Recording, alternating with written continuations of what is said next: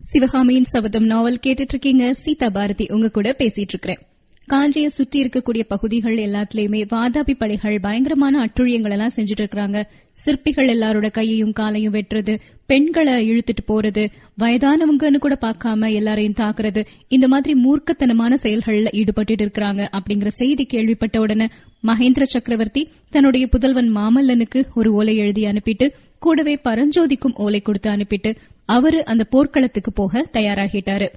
மணிமங்கலம் அப்படிங்கிற இடத்துல வாதாபி படைகள் பல்லவ படைகள் ரெண்டும் நேருக்கு நேரம் மோதக்கூடிய ஒரு சூழல் உருவாகுது. புலிகேசியின் வீரர்கள் எண்ணிக்கையிலையும் ஆயுத பலத்திலையும் அதிகமா இருக்கும் பொழுதும் கூட மகேந்திர சக்கரவர்த்தியே நேர்ல தலைமை வகித்ததுனால காஞ்சி வீரர்கள் பிரமாதமான வீரப்போர் நடத்தினாங்க. எதிர்பக்கத்துல வாதாபி சக்கரவர்த்தி புலிகேசியே தலைமை வகித்து போர் நடத்துறாரு. ரெண்டு சக்கரவர்த்திகளும் போர்க்களத்தின் மத்தியில நேருக்கு நேர் சந்திச்சு வீரவாதம் செய்யறாங்க. அப்புறம் ஒருத்தரை ஒருத்தர் தாக்கிக்கிறாங்க. பல்லவ சைன்யத்துல படைகள் ரொம்ப கம்மிதான் இல்லையா, அதனால ஏறக்குறைய தோல்வி அடைந்திருந்த நிலையில கொஞ்ச தூரத்துல ஒரு பெரிய குதிரை படை வரக்கூடிய சத்தம் கேட்டது. ரிஷப கொடிய பார்த்த உடனே இதோ மாமல்லர் வந்துட்டாரு அப்படிங்கிற கோஷம் கிளம்புது. மாமல்லரும் பரஞ்சோதியும் அங்கிருந்து கிளம்புனாங்க இல்லையா குதிரையில. அவங்கள தொடர்ந்து குதிரை படைகள் எல்லாருமே இங்க வந்து சேர்ந்துட்டாங்க. சரியான நேரத்துல அவங்க வர்றாங்க. சளுக்க வீரர்கள் மேல இடி போல விழுந்து தாக்க ஆரம்பிக்கிறாங்க. சளுக்க வீரர்கள் பல்லவ வீரர்களின் படையை தாங்க முடியாம ஓட ஆரம்பிக்கிறாங்க. அரக்கன் புலிகேசியும் ஓடிட்டான். ஆனா போகும்போது அவனோட கையில இருந்த ஒரு சின்ன கத்திய மகேந்திரர் மீது குறி பார்த்து எரிஞ்சிட்டான். மகேந்திரர் நினைவிழந்து தரையில விழுந்துட்டாரு. அவரை பத்திரமா காஞ்சிக்கு கொண்டு போக சொல்லி ஏற்பாடுகள் எல்லாத்தையுமே செஞ்சுட்டு மாமல்லரும் பரஞ்சோதியும் வாதாபி படைகளை துரத்திட்டே போறாங்க. 3 நாட்களாக எல்லா இடத்திலையும் அவங்கள சூழ்ந்து அவங்கள தாக்கி அப்படியே நிர்மூலமாக்குறாங்க. காஞ்சிக்கு கிழக்கிலையும் தெற்கிலையும் மேற்கிலையும் சளுக்க படையே இல்லாத அளவுக்கு துவம்சம் செய்றாங்க. சளுக்க வீரர்கள்ல பெரும்பாலானவங்க அந்த போர்ல இறந்து போனாங்க. நிறைய பேர் பின்வாங்கி சிதறி ஓடி போறாங்க. பல்லவர் படை அவங்கள துரத்திட்டு வெள்ளாறு வரைக்கும் போகுது. இந்த மாதிரி எல்லாரையுமே அழிச்சு துவம்சம் செஞ்சதுக்கு அப்புறமா காஞ்சியை நோக்கி திரும்பி வந்துட்டு இருக்கிறாரு மாமல்லரும் கூட பரஞ்சோதியும். காஞ்சியை நோக்கி திரும்பி வரும்பொழுது ஆங்காங்கே கிராமங்கள்ல அந்த சளுக்க வீரர்கள் செஞ்சுட்டு போன அக்கிரமங்கள் எல்லாத்தையும் பாக்குறாரு மாமல்லர். ஊர் ஊரா வீடுகள்லயும் குடிசைகள்லயும் வைக்கோர் போர்கள்லயும் அறுவடைக்கு ஆயத்தமாயிருந்த வயல்கள்லயும் சளுக்கர்கள் தீ வச்சிருக்காங்க.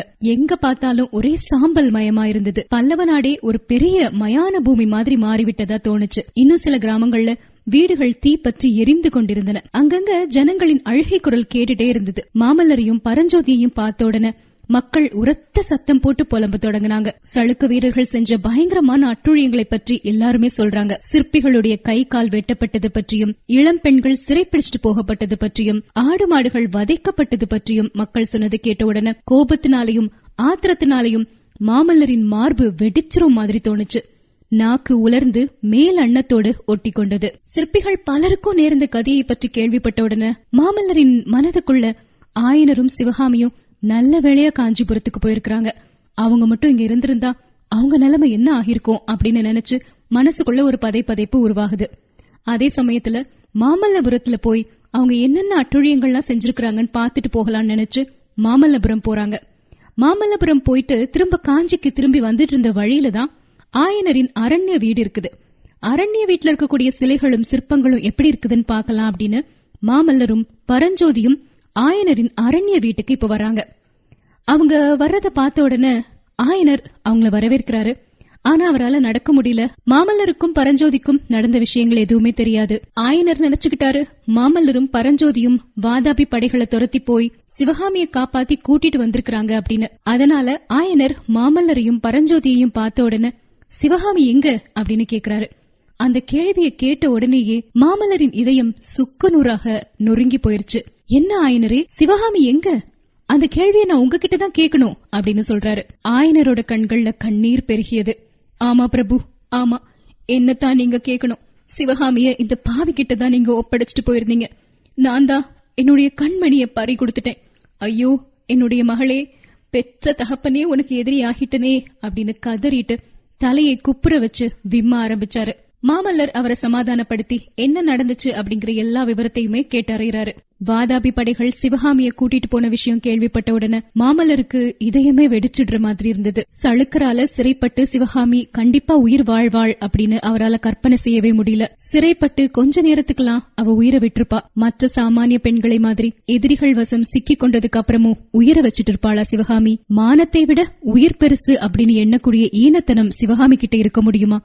நிச்சயம் இருக்காது. அதனால கண்டிப்பா சிவகாமி உயிர் விட்டுருப்பா அப்படின்னு நினைச்சு மிகவும் வருத்தப்படுறாரு மாமல்லர். 2 தந்தைகளும் சேர்ந்து சிவகாமியின் உயிருக்கு இறுதி தேடிட்டாங்களே, என்னுடைய வாழ்க்கைக்கு உலை வச்சுட்டாங்களே, என்ன செய்யறது? ஆனா அவங்க 2 பேர் மேலையும் மாமல்லரால கோபம் கொள்ள முடியல. மகளை பிரிந்த துயரத்துல ஆயனர் ஏறக்குறைய சித்த பிரம்மை கொண்ட நிலையில இருக்கிறாரு. கால் வேற முறிஞ்சு எழுந்து நிற்க முடியாம கிடந்த இடத்திலே கிடக்கிறாரு.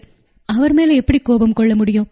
இல்லனா போர்க்களத்துல படுகாயம் அடைந்து யமனோட போராடிட்டு இருக்கக்கூடிய மகேந்திர சக்கரவர்த்தி கிட்ட எப்படி கோபம் கொள்ள முடியும்? சிவகாமி இல்லாத உலகத்துல உயிர் வாழ்றது பற்றியே யோசிச்சு பார்க்க முடியல மாமல்லரால.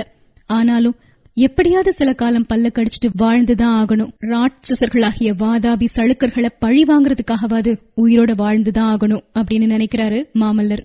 அவரால எதிலையுமே கவனம் செலுத்தவே முடியல. எண்ணம் முழுக்க சிவகாமியை பற்றியதா தான் இருக்குது. மகேந்திர பல்லவர் மாமல்லரையும் சிவகாமியையும் கொஞ்ச நாள் பிரிச்சு வச்சா அவங்க மொத்தமா ஒருத்தர் மறந்துருவாங்க அப்படின்னு நினைச்சாரு. ஆனால் கேணியில உள்ள நீரை இறைத்து விட்டால் அடியில இருக்கக்கூடிய நீர் ஊற்றுல இருந்து குபு குபுன்னு தண்ணி மேல வரும் இல்லையா? அந்த மாதிரி மாமல்லரின் இருதயமாகிய ஊற்றிலிருந்து சிவகாமியின் உருவம் இடைவிடாமல் மேல வந்துட்டே இருந்தது. 1000 சிவகாமிகள் நெஞ்சின் ஆழத்திலிருந்து கிளம்பி மேலே மேலே வந்து மறைந்து போயிட்டே இருப்பாங்க.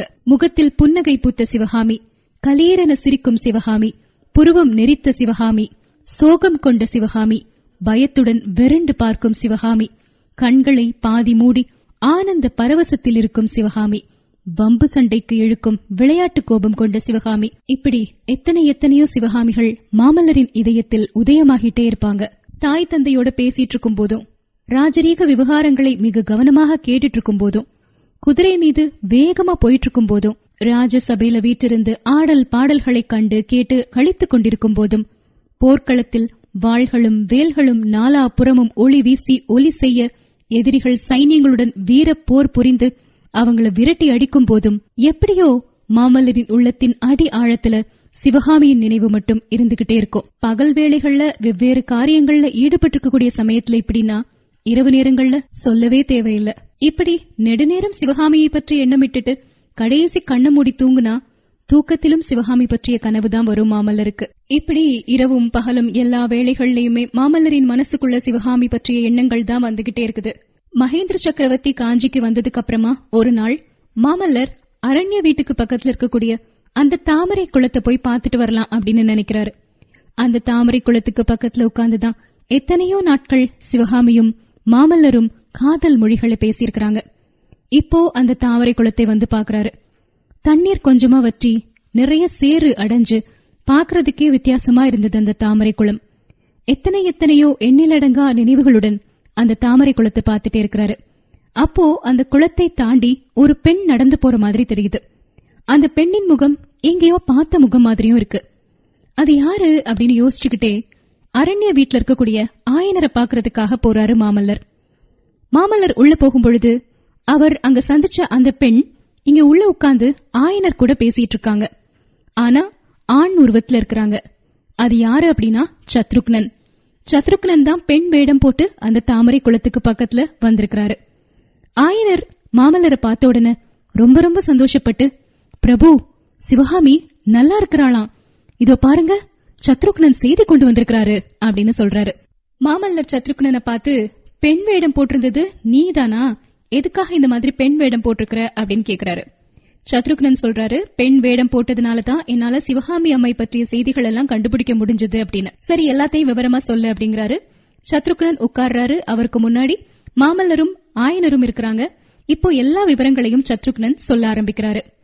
பிரபு, ஆயனரும் சிவகாமியும் காஞ்சி கோட்டையிலிருந்து சுரங்க வழியா வெளியே போயிட்டாங்க அப்படிங்கறது தெரிஞ்ச உடனே மகேந்திர சக்கரவர்த்தி தலையில இடியே விழுந்த மாதிரி இருந்தது. என்ன கூப்பிட்டு, சத்ருக்னா, நீ இதுவரைக்கும் பல்லவ சாம்ராஜ்யத்துக்கு எத்தனையோ சேவைகள் செஞ்சிருக்கிற. ஆனா அவ எல்லாவற்றையும் காட்டிலும் முக்கியமான சேவை இப்ப செய்யணும். சிவகாமிய கண்டுபிடிச்சு அவளை திருப்பி கொண்டு வரணும். சிவகாமிய மீட்டு கொண்டு வர முடியலனா அவ பக்கத்திலே இருந்து அவளை பத்திரமா பாதுகாக்கணும். பிரபு, சிவகாமி அம்மை சளுக்கர் கிட்ட சிறைப்பட்டிருந்தா தன்னந்தனியா நான் என்ன செய்வேன் அப்படின்னு கேட்டேன். கஷ்டமான காரியங்கிறதுனால தான் உன்கிட்ட ஒப்படைக்கிறேன். சத்ருக்னா, நீ இதுவரைக்கும் எத்தனையோ வேடங்கள் போட்டிருக்கிற. அவை எல்லாவற்றையும் விட உனக்கு நல்லா பலிக்கக்கூடிய வேஷம் ஒன்னு இருக்குது. அது பெண் வேஷம் அப்படின்னு சொன்னாரு. அதுக்கப்புறம் நான் பெண் வேடம் போட்டுட்டு எங்கெல்லாம் வாதாபி படைகள் அதிகப்படியான பெண்களை இழுத்துட்டு போனாங்களோ அந்த கூட்டங்கள் எல்லாம் போய் பார்த்துட்டே இருந்தேன். அந்த சமயத்துல காஞ்சியின் வடமேற்கே ஒரு பெரிய சளுக்கர் படை வடதிசையை நோக்கி போயிட்டு இருந்ததை பார்த்தேன். அந்த பெருங்கும்பலுக்கு மத்தியில நிறைய பெண்கள் அழுது புலம்பக்கூடிய சத்தம் கேட்டது. இன்னும் அருகில போய் பார்க்கும் பொழுது அப்படி அழுது புலம்பிய பெண்கள் நம் கிராமங்களிலிருந்து சிறைப்பிடிக்கப்பட்டவங்கன்னு தெரிஞ்சது. அந்த பெண்களுக்கு நடுவே ஒரு பல்லக்கு இருந்தது. அதுல இருந்தது சிவகாமி தேவி அப்படின்னு தெரிஞ்சுக்கிட்டேன். கொஞ்ச நேரத்துல தலைவிரி கோலமா ஓலம் போட்டுட்டு அந்த படையை நோக்கி ஓடுனேன். பின்னாடி யாரோ என்ன துரத்திட்டு வர்ற மாதிரி பாசாங்க செஞ்சேன். வந்துட்டியா, வா அப்படின்னு அங்கிருந்த வீரன் ஒருத்தன் பரிகாச குரல்ல சொல்லி அந்த கூட்டத்தோட என்னையும் சேர்த்து சிறைப்படுத்திட்டான். சிறைப்பட்ட மற்ற பெண்களோட நானும் சேர்ந்துட்டேன். கொஞ்ச நேரம் மற்ற பெண்களை மாதிரி ஓலமிட்டுட்டே இருந்தேன். அப்புறம் மெல்ல மெல்ல பல்லக்கை நெருங்கி போய் அங்க இருக்கிறது சிவகாமி அம்மை தான் அப்படிங்கறத உறுதிப்படுத்திக்கிட்டேன். சிவகாமி அம்மையை மட்டும் எதுக்காக பல்லக்குல வச்சு அவ்வளவு மரியாதையா கூட்டிட்டு போறாங்க அப்படிங்கிற காரணத்தையும் நான் தெரிஞ்சுக்கிட்டேன். அந்த சளுக்கர் படையின் தலைவனாகிய தளபதி சசாங்கன் சிவகாமி அம்மையை பத்திரமா கொண்டு போய் வாதாபி சக்கரவர்த்தி கிட்ட சேர்த்துட்டு, பாத்தீங்களா, பல்லவ நாட்டின் சிறந்த கலை செல்வத்தை கொண்டு வந்திருக்கேன் அப்படின்னு சொல்லி பரிசு கேட்க போறானா. அதனாலதான் அவ்வளவு மரியாதையா கூட்டிட்டு போறான். அது தெரிஞ்ச உடனே எனக்கு கொஞ்சம் நிம்மதி ஏற்பட்டது. எப்படியும் சிவகாமி அம்மைக்கு எந்த தீங்கும் நடக்காது அப்படின்னு தைரியமானேன். ஆனா சளுக்க ராட்சச படையினால சூழப்பட்ட சிவகாமியை அங்கிருந்து அப்புறப்படுத்தி எப்படி கூட்டிட்டு போறது அப்படின்னு குழப்பமா இருந்தது. அந்த சமயத்துலதான் மணிமங்கலம் அப்படிங்கிற இடத்துல புலிகேசி படைக்கும் நம்ம பல்லவ படைக்கும் இடையில சண்டை நடந்தது. புலிகேசி மன்னர் மணிமங்கலத்துல சண்டையில ஈடுபட்டிருக்கும் பொழுது தளபதி சசாங்கன் மட்டும் முன்னேறி வந்துட்டே இருக்கிறது அவருக்கு ஒரு குற்ற உணர்ச்சியை கொடுத்ததுனால அவர் அங்கேயே தங்கிட்டு எங்களை மட்டும் ஒரு சில சளுக்க வீரர்களோட கரையை கடந்து ஆற்றின் மறுக்கரைக்கு போக சொல்லி அனுமதிச்சாரு. அந்த சமயத்துல நானும் மற்ற பெண்களோடு சேர்ந்து அந்த கரைக்கு போனேன். எங்களை சூழ்ந்து கொஞ்சம் சளுக்க வீரர்கள் தான் பாதுகாப்புக்கு இருந்தாங்க. அப்போ மெல்ல நெருங்கி போய் சிவகாமி அம்மை கிட்ட பிராகிருத மொழியில எனக்கு தெரிஞ்ச விஷயங்கள் எல்லாம் சொன்னேன். சிவகாமி அம்மையா ரொம்ப ஆச்சரியம் அடைஞ்சாங்க. அப்புறம் ஆயனரை பற்றி கேட்டாங்க. ஐயா, உங்களை பத்தியும் கேட்டாங்க. ஆனா நீங்க அப்ப எங்க இருக்கிறீங்க அப்படிங்கறது எனக்கு தெரியல. அப்புறம் மெல்ல மெல்ல என்னுடைய யோசனையை தெரிவிச்சேன். அவங்களை இங்கிருந்து நான் எப்படியாவது காப்பாத்தி கூட்டிட்டு போயிடுறேன் அப்படிங்கறத சொன்னேன். ஆனா சிவகாமி அம்மை என்னுடைய யோசனையை கேட்ட உடனே பயங்கரமா அழ தொடங்கிட்டாங்க. ஐயா, உண்மையாவே என்ன தப்பி வர சொல்றீங்களா? இங்க என்ன மாதிரி 1000 பெண்கள் இருக்காங்க. இவங்கள சிலர் கட்டிய புருஷனை விட்டுட்டு வந்திருக்காங்க. சிலர் கை குழந்தைகளை கதற விட்டுட்டு வந்திருக்காங்க. இவங்களையெல்லாம் அந்த சளுக்க ராட்சதர்கள் கொண்டு போகும்படி விட்டுட்டு நான் மட்டும் தப்பிச்சு போணுமா? எனக்கு தாலி கட்டிய கணவன் இல்லை, வயிற்றில் பிறந்த குழந்தையும் இல்ல. நான் எக்கேடு கெட்டு போனா என்ன விட்டுருங்க. இங்க இருக்கக்கூடிய கை குழந்தைக்காரிகள்ல யாராவது ஒருத்திய கூட்டிட்டு போங்க, உங்களுக்கு புண்ணியம் உண்டாகும் அப்படின்னு சொன்னாங்க. என் மனசு இழகி போயிருச்சு. ஆனாலும் மனதை திடப்படுத்திட்டு, அம்மா, மகேந்திர சக்கரவர்த்தி எனக்கு இட்ட கட்டளை உங்களை பத்திரமா அழைச்சிட்டு வரணும் அப்படிங்கறதுதான். நான் சக்கரவர்த்தியின் ஊழியன், அவருடைய கட்டளையை நிறைவேற்ற வேண்டியவன். அம்மா, உங்களுக்கு புருஷன் இல்ல, குழந்தை இல்ல, ஆனா அப்பா ஒருத்தர் இருக்கிறாரு இல்ல, உங்களை பிரிஞ்சு அவர் எவ்வளவு கஷ்டப்படுவாரு, அத கொஞ்சம் யோசிச்சு பாருங்க அப்படின்னு சொன்னேன். சிவகாமி அம்மையின் கண்கள்ல அப்ப கண்ணீர் துளிர்த்தது. தழுதழுத்த குரல்ல, ஆமா, என்னுடைய தந்தைக்கு பெரிய துரோகம் செஞ்சுட்டேன், அவர் பிழைச்சாரோ இல்லையோ தெரியலையே அப்படின்னு அழுதாங்க. அவர் பிழைக்கணும்னா நீங்க என் கூட வரணும் அப்படின்னு நான் திரும்பவும் கட்டாயப்படுத்தி சொன்னேன். அதுக்கு சிவகாமி அம்மை, இப்போ என்னால நடக்க கூட முடியாது, என்னுடைய உடலும் மனமும் நல்ல சோர்வடைஞ்சிருக்குது, நாளைக்கு காலையில இதனால முடிவு பண்ணிக்கலாம் அப்படின்னு சொன்னாங்க. நானும் பொறுமையா நாளைக்கு காலையில பாத்துக்கலாம் அப்படின்னு தூங்கிட்டேன். ஆனா அடுத்த நாள் காலையில நாங்க எதிர்பார்த்ததை விட வித்தியாசமான விஷயம் ஒண்ணு நடந்துச்சு. ஆற்றின் மறு கரையை புலிகேசி வந்து அடைஞ்சிட்டாரு. இப்போ எங்களோட புலிகேசியும் சேர்ந்துட்டாரு. அவரோட சேர்ந்து பிரயாணம் செஞ்சு 2 நாள் நடந்ததுக்கு அப்புறமா திருவேங்கட மலையின் அடிவாரத்துல போய் தங்கணும். முதல் 2 நாட்கள் பிரயாணம் செஞ்சதுல புலிகேசி எங்க பக்கம் வரவே இல்ல. 3வது நாள் நாங்க ஒரு பாறையின் பக்கத்துல தங்கியிருந்தோம். திடீர்னு பக்கத்துல குதிரையின் காலடி சத்தம் கேட்டது. கொஞ்ச நேரத்துல புலிகேசியும் இன்னும் சில குதிரை வீரர்களும் அந்த பாறையில இறங்கி எங்க பக்கத்துல வருவாங்க அப்படின்னு நாங்க எதிர்பார்த்துட்டு இருந்தோம். ஆனா வரல. சுத்தி நின்னு பாத்துட்டு சக்கரவர்த்தி குதிரையை திருப்பிட்டு போனாரு. அந்த சமயத்துலதான் அதிசயமான ஒரு சம்பவம் நடந்தது. கண்ணை மூடி திறக்கக்கூடிய நேரத்துல சிவகாமி பெண்கள் கூட்டத்தின் மத்தியிலிருந்து ஒரே பாய்ச்சலா பாய்ந்து போய் புலிகேசியின் குதிரைக்கு எதிரில வழி மறிச்சு நின்னு, சக்கரவர்த்தி, ஒரு விண்ணப்பம் அப்படின்னு சொன்னாங்க. என்ன பெண்ணே, என்ன விண்ணப்பம் அப்படின்னு கேட்டாரு புலிகேசி. ஐயா, பூமண்டலத்தை ஆளக்கூடிய மன்னர்களாகிய நீங்க உங்க வீரத்தையும் புகழையும் நிலைநாட்டிக் கொள்ள யுத்தம் செய்றீங்க. ஆனா உங்களுடைய சண்டையில ஏழை பெண்களாகிய எங்களையே வாட்டணும். உங்களுக்கு நாங்க என்ன கெடுதல் செஞ்சோம்? தயவு செஞ்சு எங்களை எல்லாம் திருப்பி அனுப்பிருங்க. இங்க சிறைப்பிடிச்சு வச்சிருக்கக்கூடிய பெண்கள்ல சிலர் கை குழந்தைகளை கதற விட்டுட்டு வந்திருக்காங்க.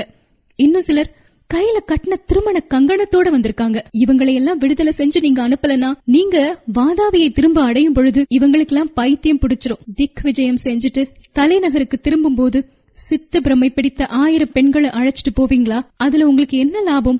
1000 பெண்கள் உங்களை மனமாற வாயார வாழ்த்திட்டு வீடு திரும்புங்க, அதுதான் நல்லது உங்களுக்கு அப்படின்னு கல்லும் கரையிற மாதிரி சிவகாமி அம்மை சொன்னாங்க. கேட்ட உடனே புலிகேசி என்ன சொன்னான் தெரியுமா? பெண்ணே, உன்னுடைய அபிநய கலை சாமர்த்தியத்தை எல்லாம் நாட்டிய கச்சேரியில போய் காட்டு, இங்க போர்க்களத்துல காட்டி என்ன பிரயோஜனம் அப்படின்னு சொன்னா அந்த ரசிகத்தன்மையற்ற நிர்மூடன். இந்த விஷயத்த சத்ருக்னன் சொன்ன உடனே மாமல்லர் ஒரு நீண்ட மூச்சு விட்டுட்டு, ச்சே, சிவகாமி போயும் போயும் அந்த நீசன் கிட்ட போய் இந்த வரம் கேட்டிருக்காளே அப்படின்னு நினைக்கிறாரு. சத்ருக்னன் தொடர்ந்து சொல்றாரு. அதுக்கப்புறம் புலிகேசி சொன்னாரு, சரி, உன்னோட வேண்டுகோளை நான் ஏத்துக்கிறேன். ஆனா ஒரு கட்டளை, இந்த பெண்களுக்காக நீ ரொம்ப இறங்கி பேசுற. உன்னுடைய இரக்கம் வெறும் பாசாங்கு இல்லை அப்படிங்கறத நீ நிரூபிக்கணும். இவங்க கட்டிய கணவனை பிரிஞ்சு வந்திருக்காங்க, கை குழந்தைய பிரிஞ்சு வந்திருக்காங்கன்னு சொன்னால, ஆனா உனக்குதான் கணவனும் இல்ல குழந்தையும் இல்ல. நீ என் கூட வாதாபிக்கு சந்தோஷமா வர்றதுக்கு சம்மதிக்கிறியா? சொல்லு. நீ என் கூட வாதாபிக்கு வந்தனா உன்னை தவிர இவங்க எல்லாரையும் இந்த கணமே விடுதலை செஞ்சு அனுப்பிடுறேன் அப்படின்னு சொன்னாரு. அந்த மொழிகளை கேட்ட உடனே அந்த பாவிய அங்கேயே கொன்னுடலாமான்னு நான் நினைச்சேன். ஆனா சிவகாமி அம்மை ஒரு கணம் கூட தாமதிக்காம எழுந்து போய், சம்மதம் சக்கரவர்த்தி, நிபந்தனையை ஒத்துக்கிறேன் அப்படின்னு சொன்னாங்க. அந்த சமயத்துல சிவகாமி அம்மை நின்ன நிலையும் அவருடைய முக தோற்றமும் தெய்வீகமா இருந்தது. கொஞ்ச நேரத்துல புலிகேசி எங்க எல்லாரையும் விடுதலை செஞ்சுட்டாரு. பொன்முகலி 6 வரைக்கும் எங்களை திருப்பி கொண்டு போய் விடும்படியும் சில வீரர்களுக்கு கட்டளையிட்டுட்டாரு. அவ்வளவு நாளும் அழுத கண்களும் சிந்திய மூக்குமா இருந்த பெண்கள் எல்லாரும் இப்ப ரொம்ப சந்தோஷத்துல ஆழ்ந்து போயிட்டாங்க. சிவகாமிக்கு தலைக்கு தலை வாழ்த்துக்களை தெரிவிச்சாங்க. ஆனா எனக்கு இடி விழுந்த மாதிரி இருந்தது. சிவகாமி அம்மையின் கால்ல விழுந்து, அம்மா, உங்களை விட்டுட்டு நான் போக மாட்டேன். புலிகேசி கிட்ட எப்படியாவது கேட்டு என்ன உங்க கூட வச்சுக்கோங்க அப்படின்னு சொன்னேன். ஆனா சிவகாமி ஒரே பிடிவாதமா, நீதான் முக்கியமா போகணும், என்னுடைய அப்பா கிட்ட போய் செய்தி சொல்லணும் அப்படின்னு சொன்னாங்க. நான் எவ்வளவோ சொல்லியும் அவங்க கேட்கவே இல்ல. கடைசியில வேறு வழி இல்லாம நானும் புறப்பட்டுட்டேன். இதுக்கப்புறமும் நான் அங்க இருந்தா என்னுடைய வேஷம் வெளிப்பட்டு சிவகாமிக்கு பிரயோஜனம் இல்லாம இங்கேயும் வந்து சொல்ல முடியாம போயிருமோன்னு பயந்து, சரி, உங்க விருப்பம் அதுன்னா நான் போறேன். ஆனா அப்பாக்கு நான் என்ன செய்தி சொல்லட்டும் அப்படின்னு கேட்டேன். என்ன பத்தி கவலைப்பட வேண்டான்னு சொல்லு, வாதாபில நான் சௌக்கியமா இருப்பேன் அப்படின்னு சொல்லு, வாதாபிலிருந்து திரும்பி வரும்போது அஜந்தா வர்ண ரகசியத்தை தெரிஞ்சிட்டு வருவேன்னு சொல்லு அப்படின்னு சொன்னாங்க சிவகாமி அம்மை. இப்படி சத்ருக்னன் சொன்ன உடனே ஆயனர் துள்ளி குதிச்சு உற்சாகத்தோட, பாத்தீங்களா பல்லவகுமாரா, சிவகாமி சௌக்கியமா இருக்கா, அதோட அஜந்தா ரகசியத்தையும் தெரிஞ்சிட்டு வர்றதா சொல்றா. என்னோட அருமை குமாரினால என் ஆசை நிறைவேற போகுது. அது மட்டும் இல்ல, வாதாபி சக்கரவர்த்தியை பற்றி நம்ம எண்ணத்தை கூட மாத்திக்கலான்னு தோணுது. அவர் ரசிகத்தன்மையே அற்றவர், கலை உணர்ச்சியே இல்லாதவர்னு சொன்னமே, அப்படி இருந்தா 1000 பெண்களை திருப்பி அனுப்பிட்டு சிவகாமிய மட்டும் அழைச்சிட்டு போயிருப்பாரா? பிரபு, எனக்கு உடம்பு குணமாகணும், குணமான உடனே நானே வாதாபிக்கு போவேன் அப்படின்னு சொல்றாரு ஆயனர். ஆனா இந்த வார்த்தைகள் எதுவுமே மாமல்லருடைய காதுகள்ல சுவையானதா ரசமானதா விழவே இல்ல. சிவகாமி வாதாபிக்கு போக சம்மதிச்சா அப்படிங்கறது கேள்விப்பட்ட உடனே மாமல்லரின் உடம்புல 1000 தேள்கள் ஒரே நேரத்துல கொட்டுற மாதிரி இருந்தது. சிவகாமி மனமுவந்து புலிகேசியோட போயிருக்கிறா அப்படிங்கிற எண்ணத்தை அவரால சகிக்கவே முடியல. மாமல்லர் தனிமையா இருக்கணும் அப்படின்னு நினைச்சாரு. அந்த சமயத்துல சத்ருக்னன் மாமல்லர் கிட்ட வந்து, பல்லவகுமாரா, சிவகாமி அம்மை உங்களுக்கும் ஒரு செய்தி சொல்லி அனுப்பியிருக்காங்க. வேலின் மீது ஆணையிட்டு கூறிய வாக்குறுதியை உங்களுக்கு ஞாபகப்படுத்த சொன்னாங்க. சீதாதேவி இலங்கையில காத்துட்டு இருந்த மாதிரி நீங்க வாதாபிக்கு வந்து அழைச்சிட்டு போற வரைக்கும் காத்துட்டு இருப்பேன்னு சொன்னாங்க அப்படிங்கிறாரு சத்ருக்னன். கொஞ்சம் முன்னாடி மாமல்லருக்கு இந்த உலகம் ஒரு சூன்ய வறண்ட பாலைவனமா தோன்றுச்சு. ஆனா இந்த செய்தியை கேள்விப்பட்ட உடனே அந்த பாலைவனத்திலும் பசுமையான ஜீவ பூமி ஒன்று இருப்பதாக தோன்றியது.